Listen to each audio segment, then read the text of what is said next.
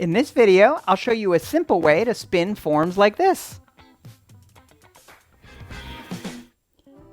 So there are two main ways to spin forms that have a return or come back in on the curvature of the piece.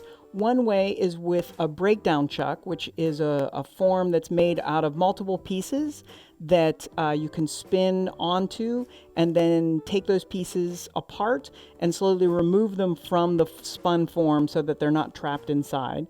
Now, if you don't need precise dimensions and doing a lot of multiples of it, because making breakdown chucks is quite labor intensive, this is another approach that you might want to consider, where it's called spinning on air, which is actually what you're doing with most metal spinning, where most of the time the metal is not against the wooden form, it's out on air. And just for this demonstration, what I've chosen to use is a 3-inch diameter, 1.6 millimeter thick blank of pewter. And I've already seated it on the base of the chuck. And if you notice that this form is slightly tapered, so it'll limit how much curvature I come down, that it's not going to be able to get trapped inside of the metal piece.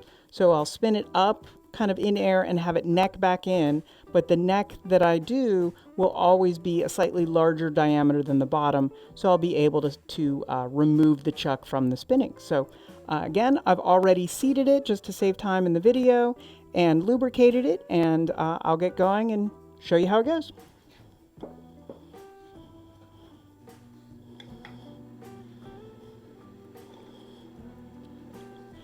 So this is kind of working a little bit more intuitively on whatever form you feel like developing for the piece. And again, I'm maintaining that outer lip so that it's remaining perpendicular to the axis and giving some structural integrity to the piece.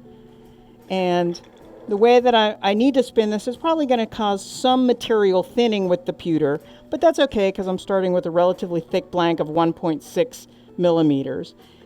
And you can actually, with pewter, you can go back in, like let's say I want to neck this piece, this section of the form in, and I'm just applying a bit more leverage and force right here. So you can see it starting to come back in and be of a smaller diameter than towards the base.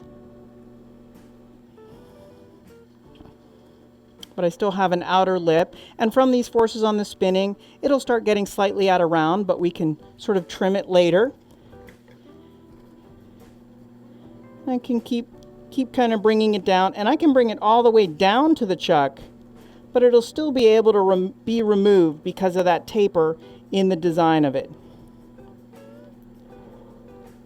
So right now, I'm kind of burnishing against the chuck, if you do need to hold a more precise diameter or something like that. But then this area is up and off of the chuck. And you can go back in and refine any of these forms with different shaped spinning tools. You can planish them down with a flatter edge, go in with the curved end of a spoon tool or something like that. But I think it's a pretty quick demonstration and gives you an idea. And then it just comes right off the chuck very easily. But rather than having to go through that breakdown chuck, you can just neck it back in there as long as you're using a tapered chuck like this.